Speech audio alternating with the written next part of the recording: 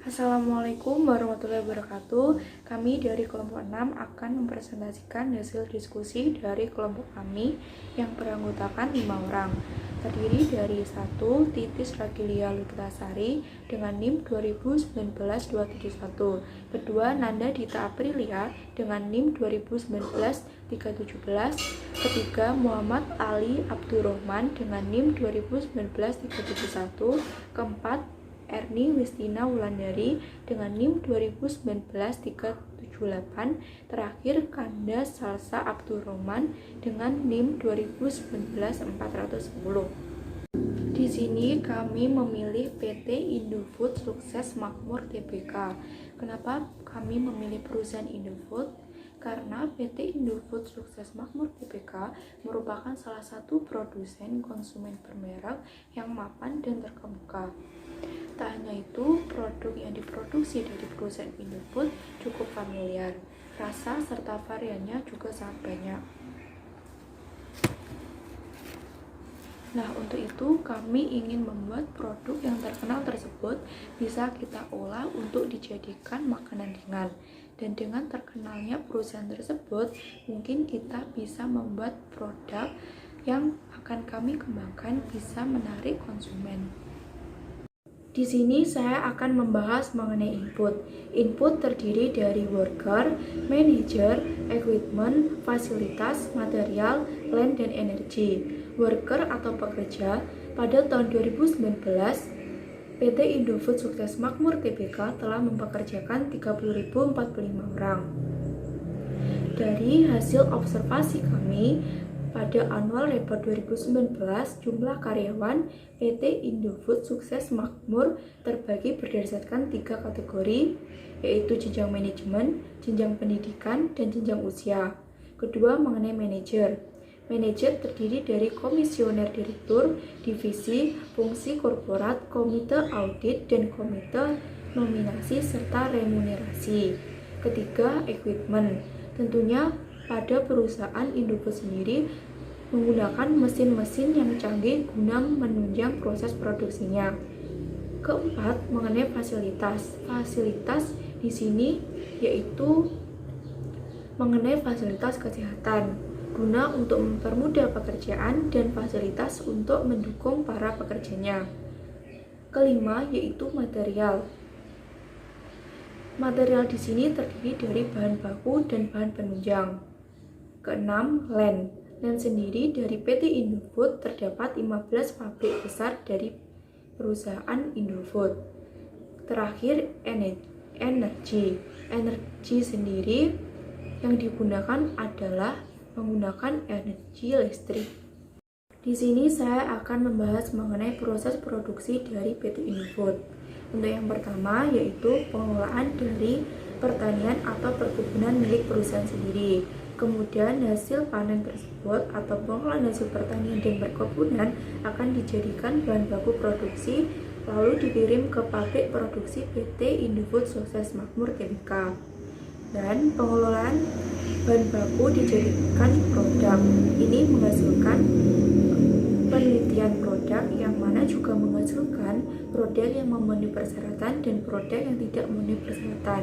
Produk yang memenuhi persyaratan akan ditolak dan tidak didistribusikan kepada konsumen, sedangkan produk yang memenuhi persyaratan akan didistribusikan ke outlet retail dan pasar-pasar tradisional guna sampai ke tangan konsumen. Selanjutnya yaitu output. Output dari PT Indofood Sukses Makmur Tbk terdiri dari noodles, dairy, snack food, food seasoning, nutrition, and special food, dan yang terakhir beverage. Selanjutnya yaitu supplier. Yang pertama, input worker, supplier pendidikan SLTA, diploma, dan sarjana, umur 18-27 tahun.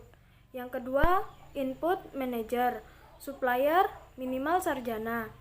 Yang ketiga, input equipment, supplier Jepang, Taiwan, dan Eropa. Yang keempat, input facilities, supplier PT Indofood dan instansi terkait. Yang kelima, input material, supplier, petani, dan perusahaan lain.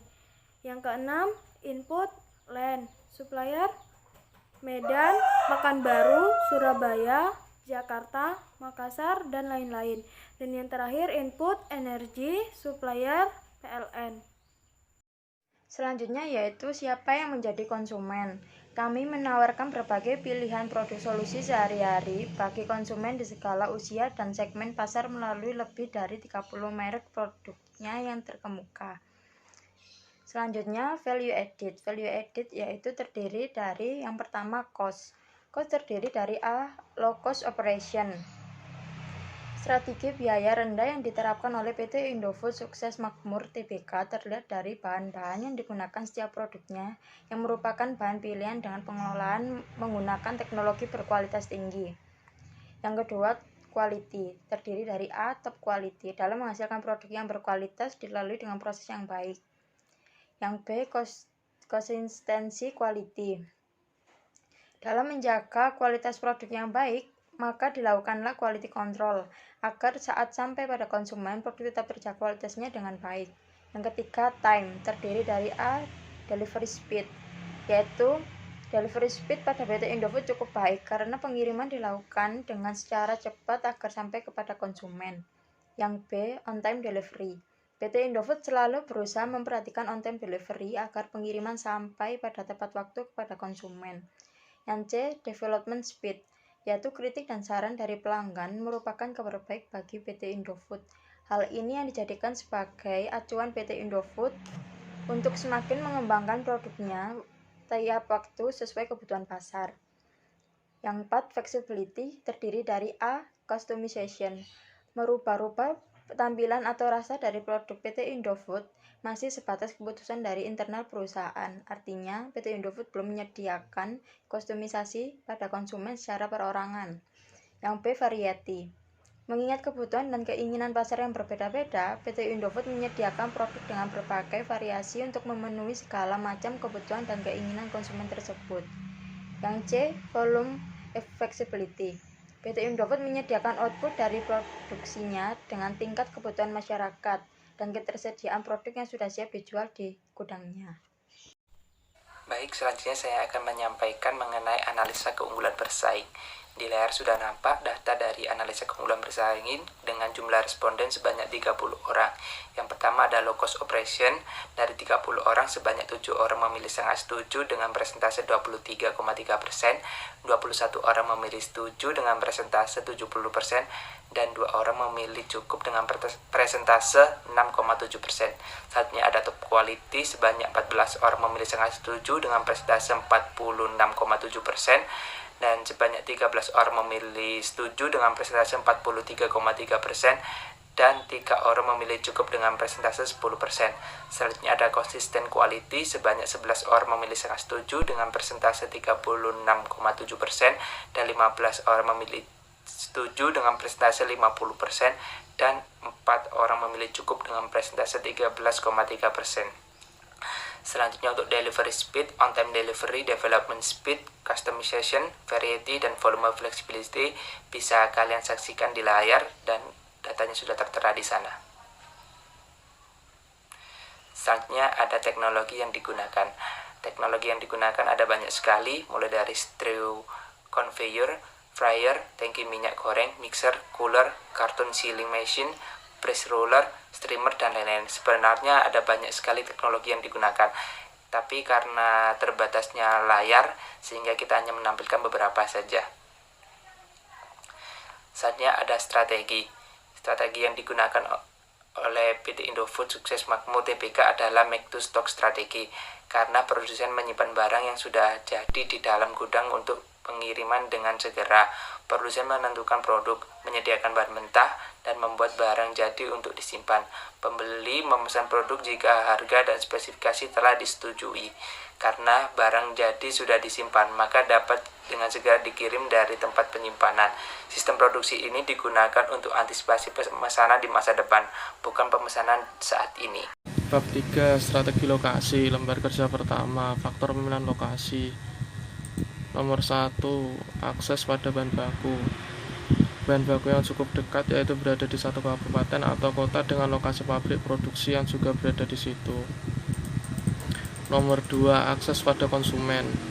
Output perusahaan mudah didistribusikan ke dalam kabupaten atau kota, juga bisa keluar kabupaten atau kota sesuai pesanan pelanggan atau konsumen.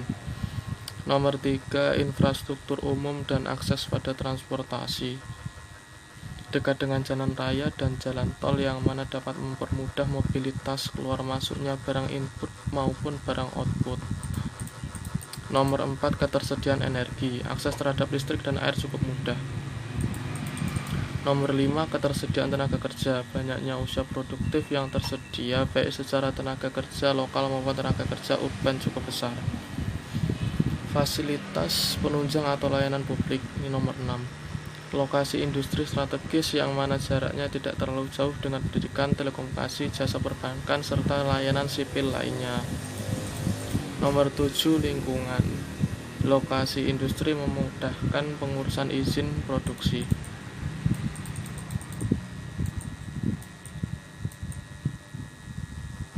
Yang selanjutnya, lembar kerja kedua, metode pemeringkatan faktor.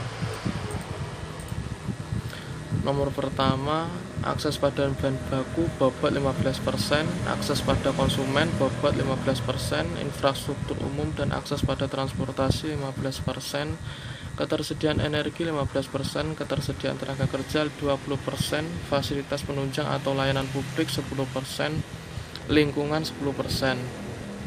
Total 100%.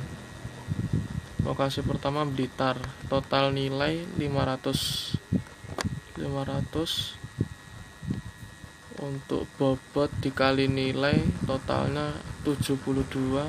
Lokasi kedua Surabaya, total nilai 560 untuk bobot kali nilai 80. Kesimpulan, dari perhitungan metode rating di atas, Kota Blitar mendapatkan nilai sebesar 72 dan Kota Surabaya mendapatkan nilai sebesar 80. Dengan begitu, Kota Surabaya mendapatkan nilai tertinggi, yang mana hal ini menggambarkan peluang umum membangun pabrik di Surabaya lebih baik ketimbang mendirikan pabrik di Blitar. Yang selanjutnya, lembar kerja ketiga, rekomendasi dan alasan. Rekomendasi Kota Surabaya. Alasan, sebagaimana yang tertera di lembar kerja kedua, Kota Surabaya merupakan kota dengan lokasi secara umum terbaik daripada Kota Blitar. Hal ini dapat dilihat dari nilai analisis rata-rata yang lebih tinggi, tingginya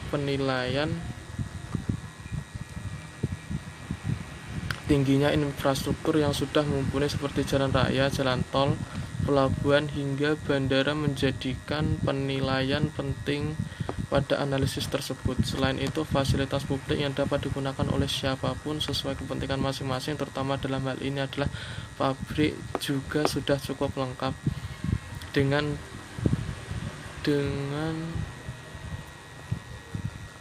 dibanding dengan Kota Blitar. Tak kalah penting perihal ketersediaan sumber daya manusia. SDM ini menjadi kunci majunya perusahaan karena memang variabel tersebutlah variabel penentu terhadap variabel lainnya, dan semua itu mampu tersedia di Kota Surabaya. Mungkin sekian yang bisa kelompok kami sampaikan, untuk kurang lebihnya mohon maaf. Assalamualaikum warahmatullahi wabarakatuh.